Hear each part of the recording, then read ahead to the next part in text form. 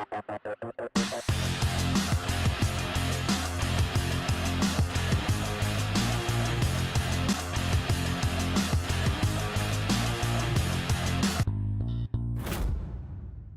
everybody, hope you're doing well. Welcome back to a very exciting episode of CSGO News. Obviously kind of a weekend recap here, it being major weekend, a lot of great stories out there. A bit of a forewarning though, a lot of today's stories are all about SK Gaming, Brazilian stories, Brazilian news out there, and of course some other great stories hopefully coming soon. I'll also, just for a spoiler alert guys, I'll be talking about, of course, the grand final for the E-League Major at the end of the video. So hope you guys all enjoy. Let's hop into our first story though, and I do want to talk about the problems we had throughout the E-League Major, not production problems. I think production-wise, of course, we had a few delays here and then that comes with every single major. I think overall production quality and it being on Twitch for E-League, I think it was great viewership numbers. I had a great time watching, and besides the few delays every now and again, and of course for some people in the European time zones it might have been tough, we're always going to have those issues here in every major as well. But besides that though, I do want to talk about the more important problems that maybe you guys saw as well. So I'm going to give you 3 problems we have for the E-League Major and give you an order of the least worrying, and of course I'll tell you guys the worst part about the major as well when it came to that. So first off, a very minor issue I have with E-League is the amount of times they showed the SK Gaming fans. Now we understand that the SK Gaming crowd, the Brazilian crowd, travels very well, and this happened a lot during the semifinal matchup versus Fnatic, as well as the semifinal matchup versus Cloud9, and of course the quarterfinal matchup. I think it happened a lot more against Fnatic. It happened a lot of times where they showed the crowd for an extended period of time, and yes, I understand Cold Zero's mom is an amazing woman. She travels, she cheers a lot, and of course you get to show his girlfriend as well, but that's not the only person in the crowd. Now I don't know if you guys saw the same problem that I did, but it was especially during the quarterfinal, and I do apologize for messing up earlier. I kind of forgot that SK Gaming had to play 2 matches in one day, or 2 best of 3s. I think it happened immensely in the best of 3 versus Fnatic, where they showed his mom over and over and over again, and it was kind of ridiculous. You can't be so biased. You need to show the entire crowd. But yes, it was kind of crazy to see. I guess the benefit of that, it was crazy to see how loud the SK Gaming crowd got and how much they did support their players. I get it. It's amazing. You don't need to show it though the entire time. But also, kind of an increasing worry of mine is the fact that we still have no boosts at the major. This is still an issue. I still believe, in my own opinion, that every major event, especially at the majors, but also big events out there like ESL Cologne and other, like let's say $500,000 prize pool tournaments, those are big tournaments, they should have boosts as well. I know a lot of people kind of go back and forth of the benefits and of course the negatives of having boosts. People who say we shouldn't have boosts, they feel closer to the players. You know, if you're in a huge arena, you want to actually see the players, be able to talk to them, hear what they're saying to each other as well. I understand the benefits of not having a booth, but there's so many downsides to that. Like I talked about earlier, the SK Gaming crowd was surprisingly loud. We had many pro players take to Twitter, as well as other analysts out there, pointing out the fact is this: even with sound reducing headphones, these fans were being so loud they were disturbing the players, and on top of that also helping the players, giving them advice as to where to go. Now we've had this so many times in the past. We've had several events. I know there was an event in Poland back in, I think it was last year, 2017, where Polish fans were helping Virtus Pro out. They were also holding up signs to players telling them A and B. This time around it was the SK Gaming fans and other fans out there as well. People kind of like to target the Brazilian fan base out there, but I want to show you guys the first clip I saw. Olaf Meister in an interview literally came forward and said on Cash versus Mouse Sports, he actually used the crowds and their cheering to understand where Rops was in checkers. Obviously he had an idea where they were, whatever you guys want to call it, the garage door as well. On top of that, I'll show you guys the clip right now as to him confirming it, and he did admit it though. You know, unlike a lot of SK Gaming fans, we can't actually confirm they cheated because they're not going to come out and say they did, but yes, he actually confirmed he did cheat and use the crowd like this to know where Rops was. It's tremendous work, and I feel like they keep this pace, they can run away with this half. But Massport's still plenty of cash, and Olaf Meister giving us a bit of fun there. He knows what he's doing. He knows what he's doing. Knows exactly where Rops is. And also, I have to admit though, a lot of people again targeting Brazilian fans. I think it's equally as bad what Olaf Meister did. But again, he had an idea of where Rops was, obviously, so kind of a different use there. But I can't help but blame the audience. You cannot blame the SK team for what the audience does. Of course, just like when Virtus Pro fans did it, you can't blame Virtus Pro. That same thing carries over here to a certain extent. You almost have to blame E-League for not escorting people out if they repeatedly say things like "Go A" or "Go B." But to some extent, you can't really blame them as well, because what if a fan just wants the team to actually go A or wants them to go B? What if they're not trying to help out their favorite team? What if they're just shouting, you know, of course, CSGO terms, CSGO phrases? To what extent do we actually have to control the crowd? Because the SK Gaming crowd did help out SK Gaming in some ways that were actually a bit sketchy in some instances. If you guys did not see this, I'll play the clip here very shortly. It was actually on Mirage, where you guys can see in this clip, and you can hear it very, very clearly in the background if I replay it for you guys. I'll only play it once though. The Brazilian fans saying things like Janela. Janela means window on Mirage, of course, in mid, and they're also saying esquerda. That means left.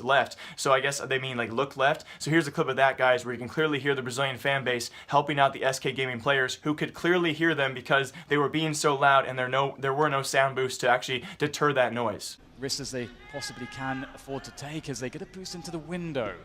Setting flusher up, and this is really critical. If he's undiscovered in that position, he can make some really huge plays. Oh, that is big. First spotted and fragged in connector. Fallen has no idea about flusher. Surely. Oh, apparently he does.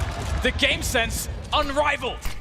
So I don't know. I really want you guys to leave a comment down below. How can an organizer actually fix this? In my own mind, there has to be some kind of rule where if a fan is clearly telling a team where to go or what to do, or giving them advice, especially if there are no sound boosts, they need to be escorted out of the arena, or at least given a warning so they can cheer whatever they want, but just don't give directions in your cheers. Don't give player advice. It can't be that hard. You know, if you're really a diehard fan, maybe it's very hard, but it can't be that hard to just cheer something else. Like just say go Virtus Pro or say go SK Gaming. You don't need to give directions in your cheers.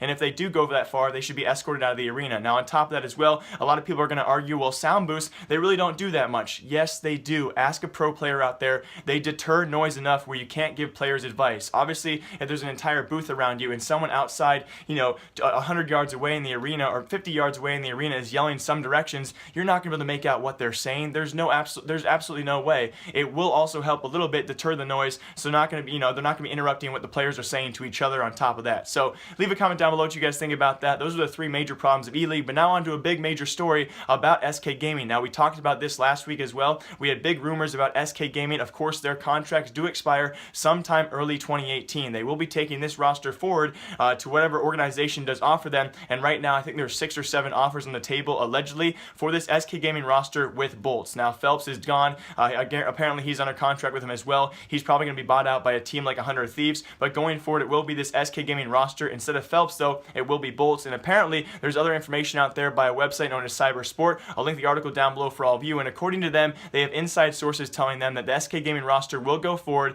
and leave SK Gaming and actually go back to Team Immortals. Of course, Immortals being the former organization of Bolts. Kind of funny as well to see that flip back of Bolts bringing those players back there, so it can be kind of cool to see. Also, though, the rumors are Noah Winston, I talked about this as well, it's been confirmed, the founder of MIBR, the Made in Brazil tag name, his name is Paulo, he confirmed that Noah Winston, the founder of Immortals, was actually inquiring about buying those naming rights. Now, allegedly, according to Cybersport, though, it could just be SK Gaming going to play for Immortals instead, which also makes a lot of sense. No one really understood when the rumor first kind of came out there. No one understood why Noah Winston, the founder of Immortals, would try and buy out the MIBR tagline if he has a perfectly good Brazilian organization in Immortals that SK could pay for. So here's my theory. The theory is this. I think that Noah Winston tried to buy the MIBR tag name, and that was a way of convincing the SK Gaming players to actually play for him, because at this point in time, these SK Gaming players, yes, money is a huge factor, but on top of that, an even bigger factor is trying to target that loyalty, that Brazilian fan base, and playing under the MIBR tag name would, of course, obviously add a lot of influence for them to play under that name and maybe take a bit of a salary cut. But I think that Noah Winston maybe is deciding not to buy the MIBR tag right names, and instead he's putting that money where he would have bought that name with. He's probably going to put that money back into bigger salaries and just have the guys play under the Immortal tagline. But Cybersport.com has confirmed that sometime in 2018, in the coming months, SK Gaming's roster will leave SK Gaming and go back to Immortals, the home of Bolts. So take it for a grain of salt, guys. That would be insane to see. And Noah Winston will once again have another Brazilian team under his roster, and they could be, of course, the best Brazilian team. Actually, they will be by far. And also for all you RPK fans out there, envious fans as well, we do have RPK finally getting a little bit healthier out there. He did tweet out this just yesterday as well, so apparently getting back to full health, and in great news, because it was very worrying to see him throughout the major qualifiers, what he was going through, of course, having to dismiss himself from a specific match, having their coach Malik stand in because he was so bad health-wise. So luckily he will be back apparently sometime soon, and he is getting better. On top of that, though, now for our final story for today's episode of CSK News, and as always, thank you all for watching. Feel free to leave a comment down below. It's major day. I'm feeling very, very good, very thankful for all of you guys to be here watching. Leave a comment down below. I'll try and reply to as many comments as possible, but I do want to talk about, of course, the grand final, and that was the iconic grand final of Cloud9 versus FaZe Clan. In case you guys are wondering the background stats of this, Cloud9 before this match had never beat FaZe Clan in a best-of-3 matchup ever before, and we also, of course, had Cloud9 have several chances. I think last year, IEM Oakland, and before that, I think it was ECS Season 3 Finals where they lost to FaZe Clan. IEM Oakland, they got 2-0 swept, and at ECS, they they were lost 2-1 as well. So of course, besides that, this was North American history. No matter what, guys, no matter what happened, it was going to be North American history. It was the first North American team, not including Brazilian teams out there. So it was the first North American team to actually make a grand final ever since ESL Cologne back in 2016. That was when Liquid did it with Simple on their roster. It was the Liquid SK Gaming final, and it was one of the worst finals I've ever seen. It was a brutal 2-0 sweep by SK Gaming. So this is the first North American grand final ever since then, and it was, of course, a great matchup to watch, no matter what you guys think stat-wise. Of course, we saw some players underperform that we usually see do a bit better. I think Stewie2K being one of those players. You can never put that weight of the shoulders on one player, though, playing so well throughout the entire tournament. Of course, things are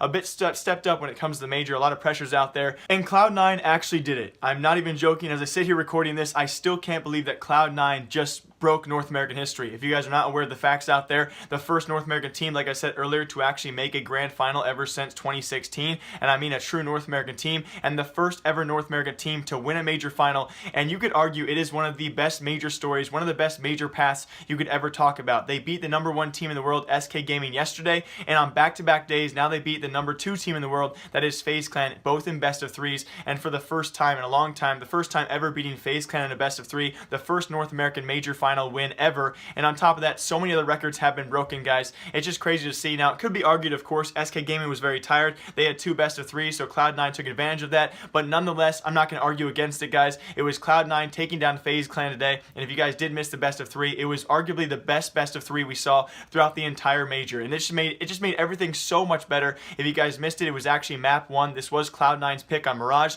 They went up 8-2 at one point, taking 9 T-side rounds in the first half. So again, it was 8-2 start, ended up 9-6 for the half, and they ended up blowing that game to FaZe Clan 16-14. A miraculous comeback by FaZe, of course, on their T side. I think as we go into 2018, we're seeing a lot more teams actually play Mirage as almost more of a T-sided map in some circumstances. On top of that, then we have the best case possible as both teams take the opposing team's pick as their win. We also had, of course, FaZe Clan lose their map pick overpass to Cloud9, and that was in tremendous fashion as well. Cloud9 having another dominant first half, this time on their CT side, taking so many rounds off FaZe Clan, although a bit of a scare second half. Although the game ended up 16-10, at one point it was actually Cloud9 up 15-4. So kind of crazy to see those stats, guys. It was insane to see as well, the almost comeback by FaZe Clan. Even better though, we go to map 3 Inferno, which Cloud9 is not known by any spectacular means to be an amazing team on. FaZe Clan maybe only a bit more so much. Of course, FaZe Clan's entire map pool is insane, so everyone thought the entire way through, all of yesterday, Cloud9 no chance against SK.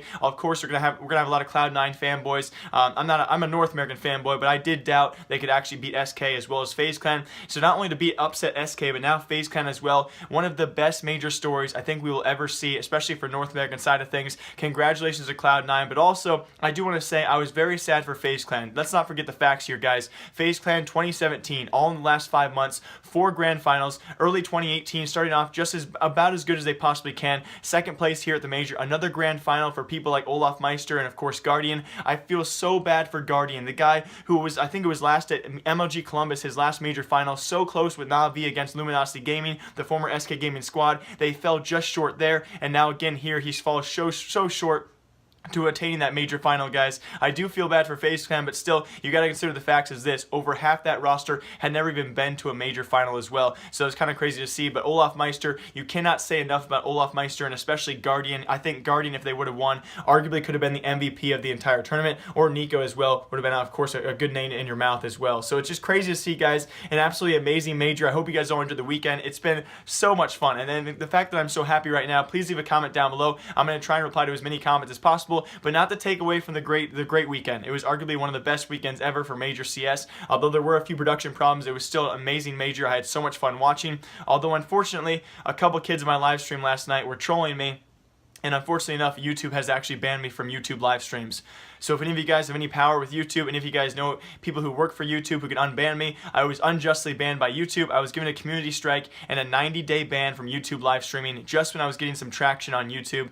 It's just terribly sad. I'm really happy right now because the weekend was amazing. It was so much fun with the major, but I'm also kind of sad because 2 kids trolled me. They sent me explicit images from Google Images to my Twitter DMs. I opened my Twitter DMs on stream. They were open for about 3 seconds of time, and YouTube gave me a community strike and a 90-day ban. So hopefully I can appeal it, and we'll see what happens. I don't think they're going to let me go, though. So we'll see in the future what we're actually decide to stream on. So YouTube, please unban me. I hope you guys all enjoyed watching. As always, I'll see you guys in a couple days with some more CSGO news. NACS, are we back? It's looking good so far. We'll see what Cloud9 can do in the future. Hope you guys all enjoy. My name is Jake Mara, like you. Goodbye.